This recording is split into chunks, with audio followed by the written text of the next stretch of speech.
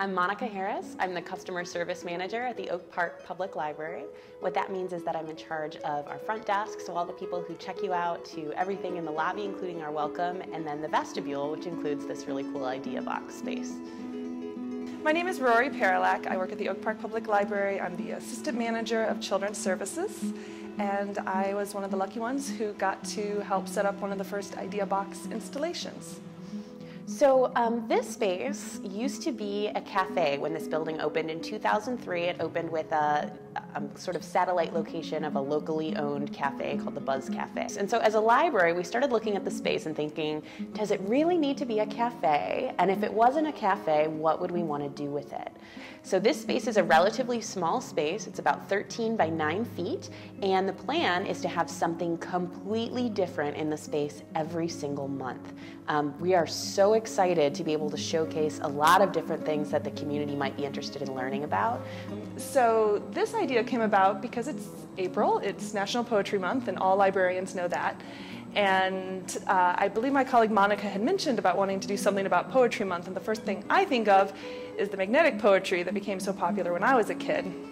Of course, we didn't have anything metal in this room. It's a very raw space, but that means that we could do what we want with it. So I asked if maybe we could investigate and explore some magnetic paint, and our facilities department was really into that. And then someone gave me some money to go on Amazon, buy a lot of magnetic poetry, and the public has done the rest. They've done all the really magical, really wonderful stuff on the walls.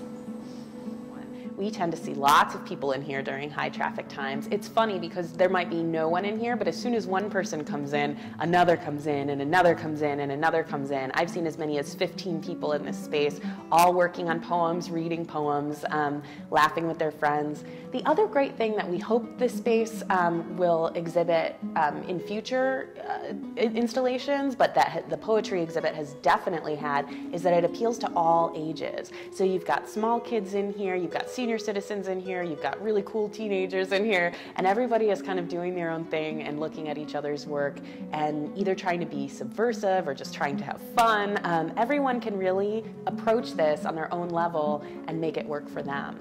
Even if people don't want to create their own poetry, it seems like they're having fun coming in and just reading what other people in the community have created. And it's constantly changing. Every single day we see new poems, and the old poems get broken apart to become new poems. We had just put it up and we weren't sure if folks would know that they were welcome to come in, and so 3 or 4 9 or 10-year-old boys rush in and their mom is checking out books and they go, "Whoa, look at all these words!" And they were so genuinely impressed, and it was really sweet. And then they made a poem, and I don't want to give them away, but it did involve the word martini.